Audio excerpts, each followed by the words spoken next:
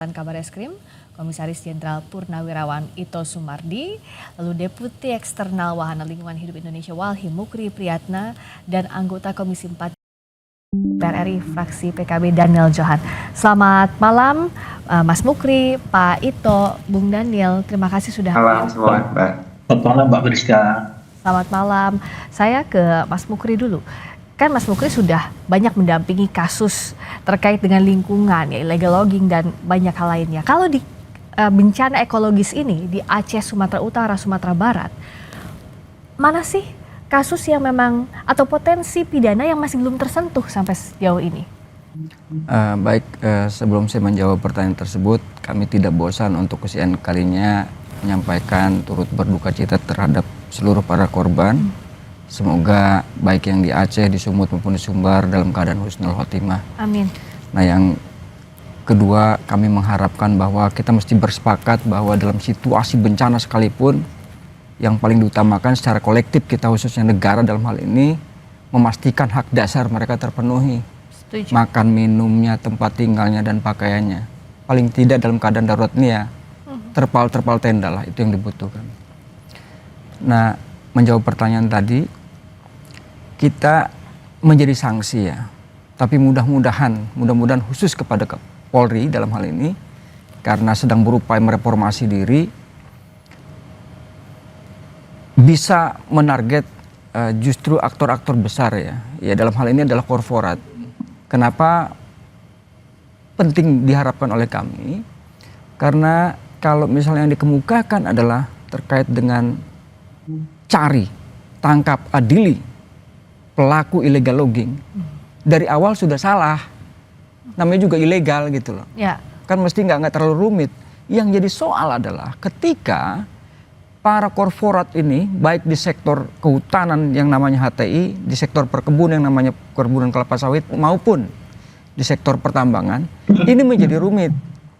Kenapa? Karena sejak diberlakukannya Undang-Undang Cipta Kerja 11, kemudian Junto nomor 6 tahun 2023, maka tindak pidana lingkungan dan kehutanan itu menjadi kurang bergigi lagi. Dia diterobos, misalnya terkait dengan kehutanan itu terbitlah yang namanya PP nomor 23 tahun 2021. Ya. Tindak pidananya seperti apa tindak pidana kehutanan? Betul bagi terhadap pelaku illegal logging. Dia bisa dipidana. Termasuk alat-alat beratnya, sensornya apanya ditarik untuk menjadi hak milik negara. Yang jadi soal ketika perusahaan segede Al-Aim itu jelas-jelas berkontribusi menyebabkan banjir misalnya ya, longsor, sanksinya cukup administratif. Itu yang jadi soal. Begitupun kemudian dalam konteks tindak pidana lingkungannya. Ya. Sama juga, namanya sanksi administratifnya seberapa sih? Ya. Nah, kita pengen situasi ini membuat kita betul-betul sebagai manusia beneran manusia, ya, mau dia pejabat pangkatnya ketua DPR, mau ketua MPR, mau dia menteri apapun gitu ya, pakai dulu nuraninya. Ya. Mereka sudah banyak jadi korban, masa nggak bisa pinter sekali aja gitu. Oke. Nah, jadi untuk menjawab kegelisahan ini, Pak Ito, celah hukum ini, apa yang bisa dilakukan, apa yang berbeda? Giginya bisa di atau taringnya ini bisa ada atau tidak sih dalam penegakan hukumnya dalam kasus ini, Pak Ito? Ya, menurut saya sangat bisa, Mbak ya. Tahun 2005 saat saya menjabat Kapolda Riau, itu Bapak Presiden SBY itu memerintahkan operasi pemberantasan illegal logging secara nasional. Dengan waktu itu adalah sasarannya Sumatera, Kalimantan, dan Papua. Dan saya sangat hafal betul bagaimana yang disampaikan Mas Mukri. Itu kita bekerja sama dengan kehutanan, mereka punya tim reaksi cepat dulu ya. Jadi kita bekerja sama dengan polisi hutan, polisi kehutanan, kemudian kita melakukan tindakan, dan memang betul ya Mbak ya, pengalaman kami dulu bahwa kayu gelondongan ini dalam banjir bandang kemarin itu juga bukan berarti otomatis ada illegal logging, karena tadi disampaikan Mas Mukri memang ada perubahan alih status hutannya menjadi perkebunan, ada kemudian juga menjadi pertambangan, tapi pada umumnya itu mereka adalah banyak sekali pelaku illegal logging karena masalah sosial ya, menggunakan masyarakat setempat. Jadi polanya itu adalah ditebang pohon kemudian diluncurkan dengan seperti ada satu alat khusus disimpan di dalam air sampai dengan kulit kayunya itu terlepas. Itu bisa bisa kilometer lah Mbak, berapa puluh kilometer ya di sepanjang sungai. Nah, sekarang bayangkan pada saat itu hujan turun, kemudian longsor, aliran sungai itu terhambat dengan kayu, pasti kayunya terbawa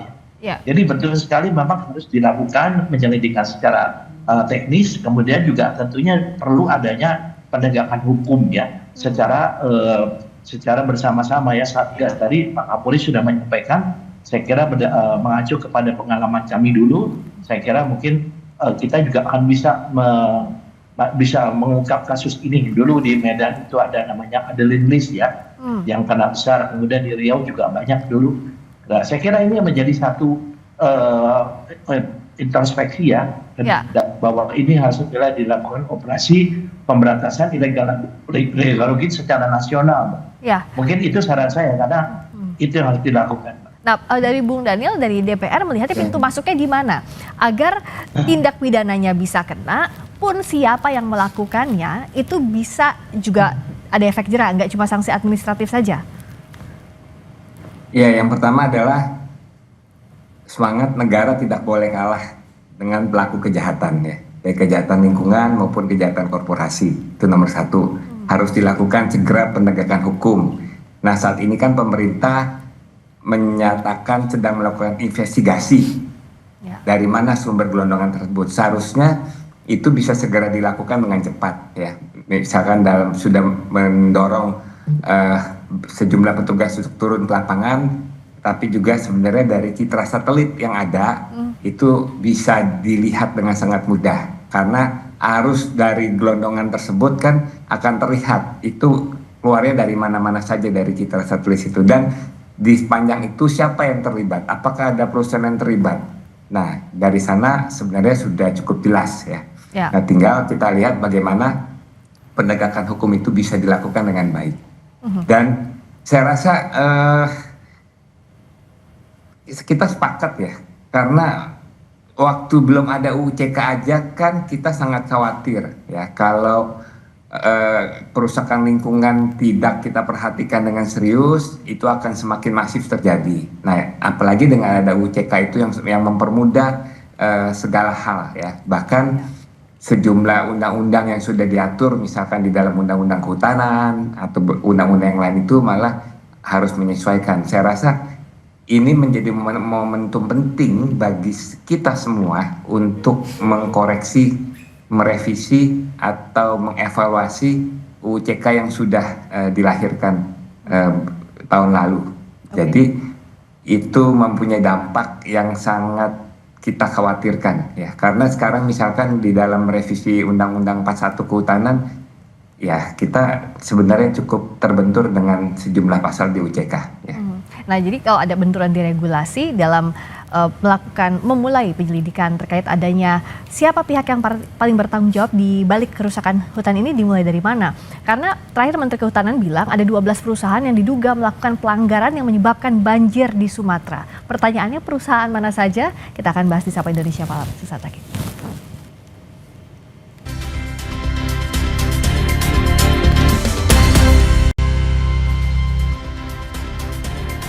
Masih di Sapa Indonesia Malam, Menteri Kehutanan Raja Juli Antoni menyatakan pihaknya sedang menyelidiki subjek hukum atau perusahaan terkait bencana banjir bandang dan tanah longsor di Sumatera.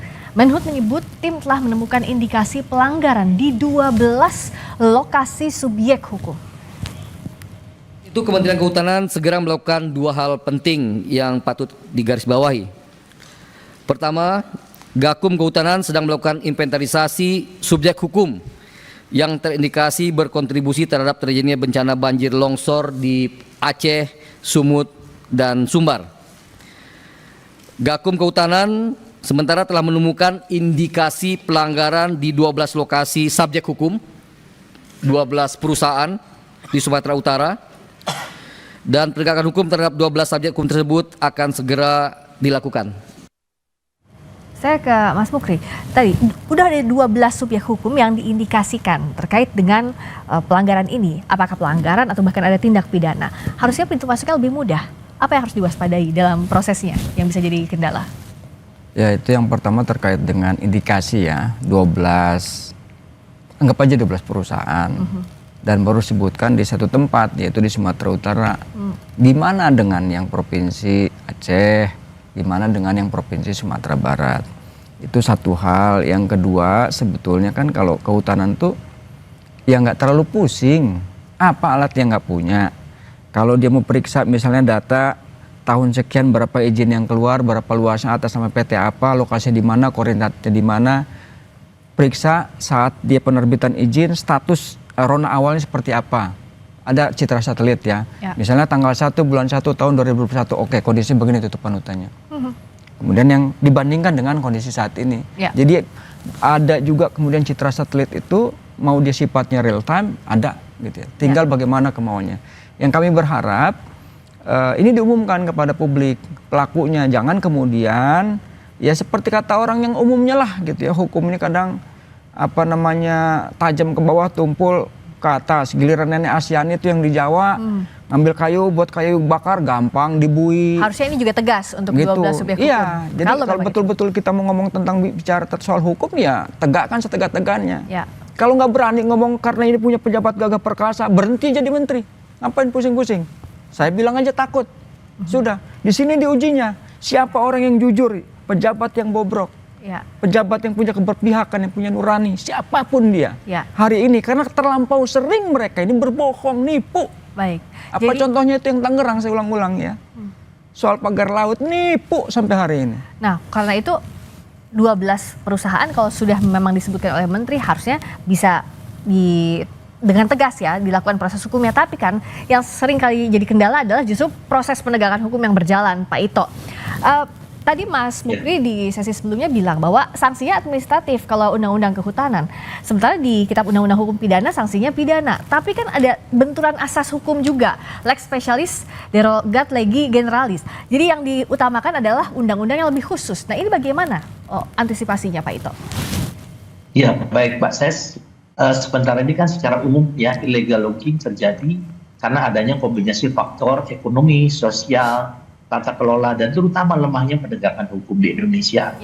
Tahun lalu itu kita masih berlakukan adalah Undang-Undang Hukum Pidana yang lama dan Undang-Undang Nomor 41 Tahun 99 tentang kehutanan, di mana di sana lebih banyak tepat diarahkan ke masalah sanksi administrasi. Kemudian sekarang sudah ada lagi tentang Undang-Undang Nomor 18 Tahun 2013 tentang P3H dan Undang-Undang Nomor 32 Tahun 2009 tentang pelindungan dan pengelolaan lingkungan hidup.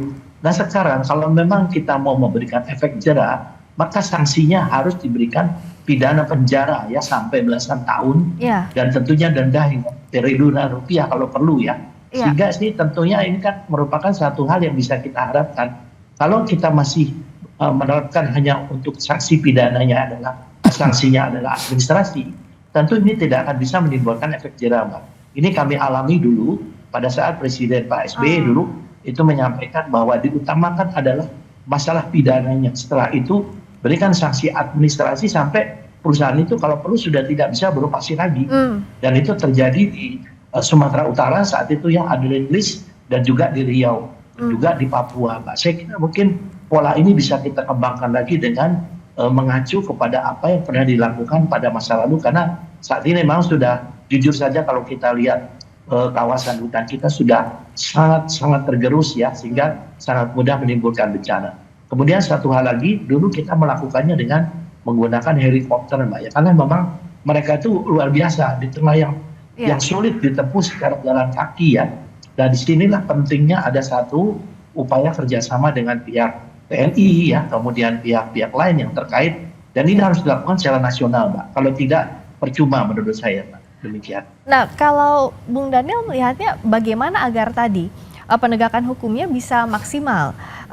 Siapa saja yang nantinya harus adakah misalnya tim khusus untuk ini?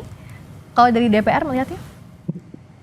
Ya, kita sudah mendorong ya ada tim khusus untuk melakukan penindakan. Tetapi dari aparat yang sudah ada, dari Gakum, dari kepolisian, saya rasa kalau semuanya saling berkoordinasi, punya semangat yang sama, melakukan penegakan hukum, memberantas segala kejahatan lingkungan yang ada sehingga bencana terjadi dengan korban demikian besar, saya rasa pemerintah bisa lakukannya selama memang pemerintah ingin melakukan itu ya. Ya. Tinggal bagaimana pemerintah mewujudkan sampai ke sanksi pidana dan ada pelaksanaan sanksi yang tegas. Misalkan seluruh pelaku yang memang melanggar peraturan itu harus melakukan pemulihan lingkungan yang rusak Iya. yang kita disaksikan oleh semua masyarakat. Lalu bagaimana dia juga harus memberikan kompensasi kepada masyarakat yang terdampak, baik secara sosial, secara ekonomi, ya.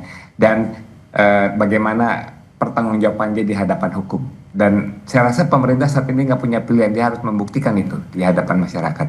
Nah, kalau tadi saya ke Pak Ito lagi, kalau berkaca pada kasus sebelumnya, sampai ada perusahaan yang ditutup, ada pidana, ada denda juga yang diberikan, itu bagaimana bisa mengawasi bahwa memang denda itu dilakukan untuk pemulihan lingkungan, untuk warga? Pada saat itu sempat ada kendala atau tidak dalam penegakan hukumnya, Pak Ito? Kalau pengalaman kami dulu Mbak Priska, itu sama sekali tidak. Memang kita juga harus melibatkan instansi lain karena tidak menutup kemungkinan adanya oknum-oknum yang menjadi backing ya kita hadapi di lapangan ya. Nah, jadi ini pun saya sangat yakin bahwa ini bisa berlangsung, terutama yang ilegal. Yang ilegal itu kan pasti mereka untuk mendapatkan keuntungan yang sebesar-besarnya mereka menggunakan juga cara-cara menggunakan backing daripada aparat ya. Ini yang kita hadapi dulu, Mbak. Oleh karena itu memang di sini memerlukan satu keterlibatan daripada lembaga-lembaga lain ya yang untuk bisa menjaga agar backing ini bisa kita atasi. Saya sangat yakin kok kalau yang illegal logging itu mereka punya backing, karena itu pengalaman kami dulu banyak sekali backingnya dari berbagai instansi, Mbak. Makanya disitulah kita perlunya ada satu keterlibatan instansi tertentu yang untuk bisa bekerja sama melaksanakan pemberantasan illegal logging. Saya yakin di Polri itu mempunyai pengalaman banyak. Hanya tentunya kita juga dihadapkan juga nanti pada masalah-masalah teknis di lapangan ya, sehingga diperlukan satu satgas. Saya sangat menyetujui rencana Pak Menteri Kehutanan untuk membentuk satuan tugas ya, sehingga masing-masing itu secara komprehensif, secara bersama-sama sinergi bisa melaksanakan kegiatan ini, terutama penegakan hukum, Mbak. Tanpa penegakan hukum tidak akan mungkin. Dan kemudian yang untuk tempat-tempat bekas illegal logging, pengalaman kami dulu kemudian kita poliskan, yang kita kembalikan lagi fungsinya menjadi fungsi hutan kembali, Mbak, di sana. Itu dari hasil yang kita hukuman daripada administrasi ya. Kemudian oleh Pak Kaban waktu itu ya menterinya, kemudian dilakukan penanaman hutan kembali, Pak. Mungkin ini yang bisa menjadi salah satu upaya untuk mengembalikan hutan-hutan di Indonesia. Nah, bagaimana agar Satgas ini nantinya bisa berjalan maksimal? Kita akan bahas di Sapa Indonesia Malam usai jeda.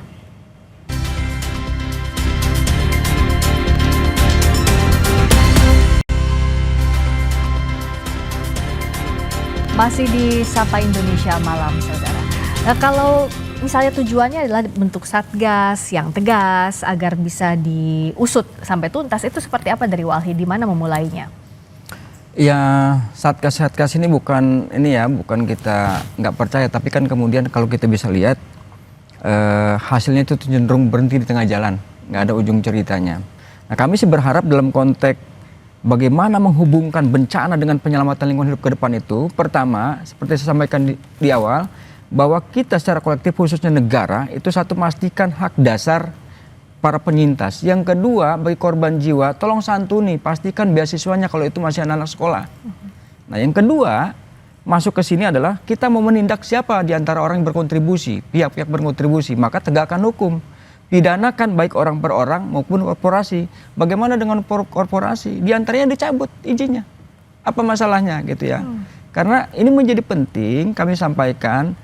Kalau di kepala pemerintah selalu investasi, berulang-ulang kami sampaikan, coba diperiksa berapa sih pendapatan negara Republik ini dari sektor sumber daya alam dibandingkan dengan tingkat kerusakan dan tingkat kerugian, khusus satu hal aja, untuk biaya pemulihan lingkungan, apalagi ditambah bencana.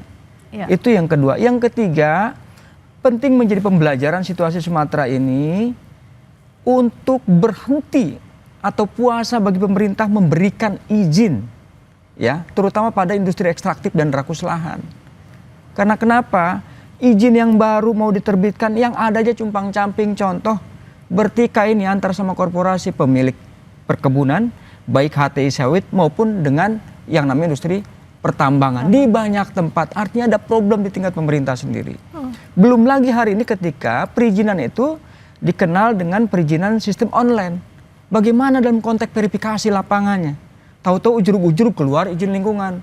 Entah di mana lokasinya, siapa tahu apa itu kondisinya daerah sesar gempa atau daerah ekosistem penting, koridor satwa misalnya, itu tidak bisa dipastikan karena menggunakan sistem namanya perizinan online. Yang keempat, kami berharap bahwa inilah momentum untuk melakukan pemulihan lingkungan dimanapun dia. Kenapa? Kalau tidak salah saya baca dalam RAPBN itu, ketika 2024 laju deforestasi mencapai 278.000 hektar, ya, rencana penanaman di 2025 itu hanya sebesar 36.000 hektar. Artinya nggak sebanding. Iya. Jadi kemampuan menanamnya hanya 20% dibandingkan dengan tingkat kerusakannya. Iya. Itu pun belum tentu jadi semua. Belum tentu 20%-nya juga full semuanya. Betul. Nah yang terakhir, yang kelima itu, ada dua hal yang terakhir ini. Satu, kita pengen, inilah fakta nyata gitu ya, bahwa dengan dilabraknya undang-undang lingkungan, dilabraknya undang-undang kehutanan, dilabraknya undang-undang tata ruang, situasi ini yang kemudian memberikan gambaran. Masa nggak menjadi sadar, lingkungan hidup AMDAL diabaikan, kemudian kecukupan hutan wajib dijaga 30% minimum ya dari total luas kawasan hilang. Kalaupun dia melakukan tindakan atau pidana sekalipun, hukumannya nanti sanksi administratif. Yang terakhir dari yang kelima ini tadi, poin apa? Sekarang saya sebutkan poin B. Kita menghadapi bencana yang akan jauh lebih besar. Anggap aja nih latihan. Bagaimana kalau seandainya megatrust terjadi? Nggak usah dulu megatrust. Bagaimana kemudian daerah Sulawesi dan Maluku yang hari ini porak-poranda juga terokupasi wilayahnya karena perubahan bentang alam akibat penanaman nikel yang juga sudah mulai terjadi. Kalau seandainya kemudian kembali muncul siklon yang kedua dan posisinya di sana, bagaimana kita akan merespon itu? Nah, kami berharap kepada pemerintah dalam hal ini, selain tegakkan hukum lingkungan, ya 5 hal tadi yang kami sampaikan. Nah, untuk menegakkan hukum lingkungan, termasuk 5 hal tadi yang disampaikan oleh Mas Mukri, Bung Daniel, apa yang DPR bisa dorong? Apakah dalam pertemuan dengan Menteri Kehutanan tadi di RDP, memang didorong upayanya tidak hanya kasus ini saja, tapi harus sampai tuntas kasus ini, plus juga soal pemulihan dan pencegahan ke depannya? Ya, karena beberapa hal yang penting yang tadi sudah disampaikan itu memang menjadi salah satu hasil ya dari pertemuan rapat kerja dengan Kementerian Kehutanan. Jadi kita anggota itu mendorong segera lakukan penyelidikan dan penegakan hukum yang tegas kepada para pelaku perusak kejahatan lingkungan yang memang terbukti ya. Yang kedua, ini menjadi momentum untuk melakukan perbaikan tata kelola kehutanan, dan yang ketiga yang paling penting adalah segera lakukan rehabilitasi das prioritas, das yang banyak rusak saat ini, dengan melibatkan masyarakat dan melakukan lebih efektif melakukan penguatan pengawasan dan penegakan hukum. Jadi selama ini bisa dilakukan, saya rasa itu sangat membantu ya untuk mengantisipasi rawan bencana ke depan. Dan DPR juga mendorong pemerintah untuk melakukan hal ini, mengawasi pemerintah untuk mewujudkan hal ini ya? Ya, itu apa yang kita dorong ya. Tapi memang tadi benar yang disampaikan Pak Ito ya. Dari konteks lingkungan, kehutanan, tambang itu memang pemerintah memang harus tegas juga terhadap berbagai oknum yang menjadi bagian dari kerusakan lingkungan. Tapi payung hukumnya, perangkat hukum yang kita punya, undang-undangnya juga masih bisa untuk menindak ini? Atau perlu diubah? Bisa. Selama memang ada kehendak, ada keseriusan, itu bisa dilakukan. Karena undang-undang pasal itu pun bisa kita lakukan delik pidana. Meskipun sanksinya itu memang rendah, maksimal 10 tahun dan 5 miliar. Nah, yang kita ingin adalah kita revisi, kita perberat. Dan kalau gitu political will-nya harus kuat, Pak Ito. Tadi masalah yang jauh lebih beratnya backing di belakang ini. Nah, bagaimana agar Satgas bisa efektif agar tidak terpengaruh siapapun yang ada di balik ini, penegakan hukum jalan terus sampai selesai? Ya, kuncinya satu, Pak. Tadi disampaikan oleh Pak Daniel adalah pengawasan. Pengawasan bukan hanya di DPR saja, dari komponen terkait misalnya Walhi ya. Jadi ini betul-betul dimasukkan dalam Satgas. Kemudian tentunya ini ada 2 hal yang kita perlu dalam penanganan masalah hukum. Pertama adalah yang legal dan yang ilegal, Pak. Jadi kalau yang legal cabut izinnya. Nah, yang ilegal kan kita juga harus melakukan tindakan-tindakan yang betul-betul harus secara proporsional, karena biasanya melibatkan lebih banyak tuh orang-orang masyarakat tempatan, Mbak, yang dari kehidupan sosialnya sangat di bawah standarnya. Ini pun juga menjadi pemikiran. Saya pernah dulu menangkap satu tempat ilegal logging itu bisa sampai lebih dari 100 masyarakat di sana. Nah, kalau kita tahan semua kan mereka makannya dari mana gitu. Nah, ini satu masalah sosial juga yang harus dipikirkan. Jadi tidak hanya menegakkan hukum, tapi diikuti juga dengan untuk bagaimana memperhatikan permasalahan sosial. Mereka tidak kerja, sehari-hari mereka sejak lahir itu ya nebang pohon. Kalau dulu mungkin 1-2 batang, tapi karena dimanfaatkan oleh pelaku illegal logger, mereka bisa dilakukan sampai ratusan atau bahkan ribuan batang pohon. Nah, ini kan tentunya kita harus menjadi perhatian. Dan satu hal lagi, Mbak, mungkin tentunya di sini bagaimanapun juga, karena ini menyangkut kepada kewenangan lembaga-lembaga atau instansi yang berbeda, sehingga perlu dibentuk satgas. Sehingga dalam pelaksanaannya kita semua bekerja secara sinergi, secara harmonis ya, dan tidak melampaui kewenangan-kewenangan yang memang menjadi tanggung jawab instansi tertentu sesuai dengan undang-undang yang menjadi landasan hukum daripada instansi tersebut. Demikian, Pak. Satgas ini yang bisa membentuknya sampai tingkat menteri atau presiden? Pemerintah, Pak. Presiden tentunya dulu Bapak Presiden ya. Satgas Pemberantasan Illegal Logging Nasional ya. Di mana waktu itu adalah Pak Kapolri dengan Menteri Kehutanan, Mbak. Sekarang kan ada Menteri Lingkungan Hidup ya. Kita juga dulu kenapa efektif karena kita melibatkan juga teman-teman dari Walhi ya. Kalau DPR pasti beliau mengawasi, kemudian merevisi ya, melakukan revisi perundang-undangan. Nah, saya juga nggak tahu sekarang kan sudah ada undang-undang yang baru. Ya. Tadi saya setuju dengan Pak Daniel bahwa kita memang untuk bisa menghilangkan, memberikan efek deteren itu sanksi itu sangat penting, Mbak.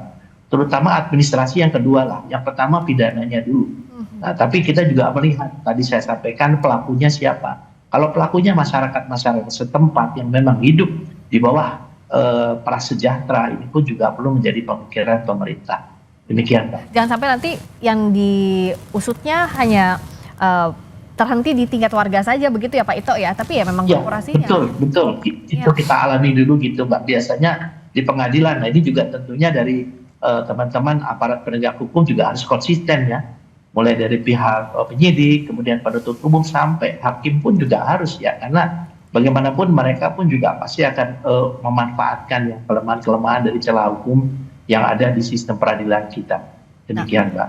Ya, itu yang harus dilakukan. Walhi, apa sudah diajak misalnya untuk Satgas ini atau sudah turun langsung juga ke lapangan untuk mengumpulkan fakta-fakta sejauh ini? Ya, jadi kami turun sendiri ke lapangan dalam kerangka 2 hal. Satu juga melakukan penyelidikan terhadap para pihak siapa yang dianggap berkontribusi. Kita sedang juga mencari temuan, di samping juga sedang berupaya berkontribusi untuk ya semampunya kita membantu para penyintas yang ada di Provinsi Aceh, Sumatera Barat maupun di Sumatera Utara. Hak-hak dasar penyintasnya diperhatikan, itu harus terpenuhi, tapi secara hukumnya ini juga harus bisa ditegakkan. Satgas, kalau Satgas harus serius sampai ada penegakan hukumnya, diawasi oleh seluruh bagian masyarakat. Terima kasih Mas Mukri, terima kasih Pak Ito, terima kasih Bung Daniel sudah hadir di Sapa Indonesia Malam.